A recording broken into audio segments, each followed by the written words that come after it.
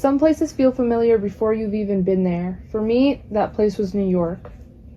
Long before I ever went there, I had imagined what it would be like. I watched videos of people walking through Times Square, riding the subway, grabbing food from little restaurants, and watching the city light up at night. I always told myself that one day I would go there. At one point, I had imagined living there when I was older. My friends and I found out that Tame Impala was performing at Madison Square Garden.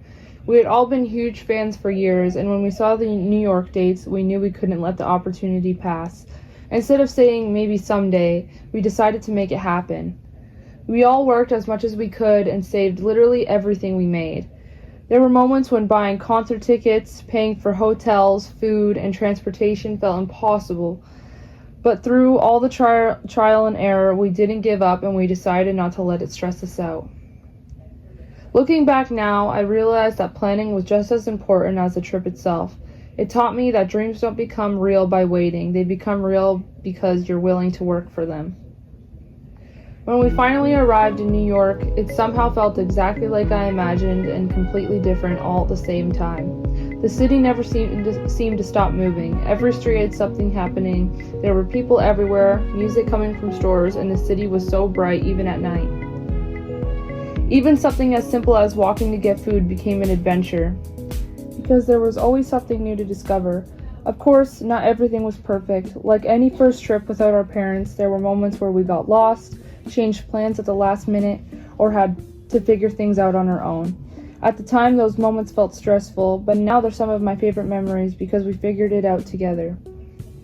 Every wrong turn eventually became a story to laugh about. We also met many friends, people along the way. Those conversations remind me that even in the biggest of cities, people can still make you feel welcome. The photo I chose for this memoir was taken on our walk to Madison Square Garden. It's probably just another picture to most people. We're dressed up, smiling, and walking together, but every time I look at it, I remember everything that happened before that moment. I remember how cold it was outside, even though none of us really cared because we were so excited. I remember spending the entire day exploring the city before going back to our hotel to get ready. I remember laughing while we rushed around trying to leave on time. Our hotel was only a 10-minute walk from Madison Square Garden, and the walk felt like it lasted 10 seconds because of how excited we were. Then something happened that made the night even more unforgettable.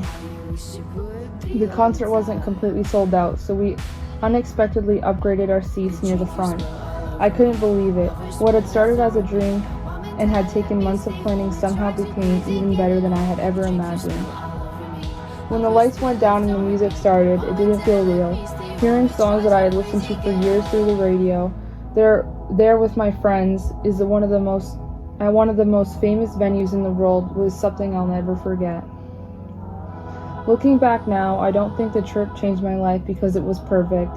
It changed me because it showed me that I was capable of more than I thought. It was my first time traveling somewhere like that without family. It forced me to become more independent, solve problems, make decisions, and trust myself. Instead of waiting for someone else to organize everything, me and my friends had planned everything together. We made mistakes, learning from them, and still ended up creating some of the best memories of our lives.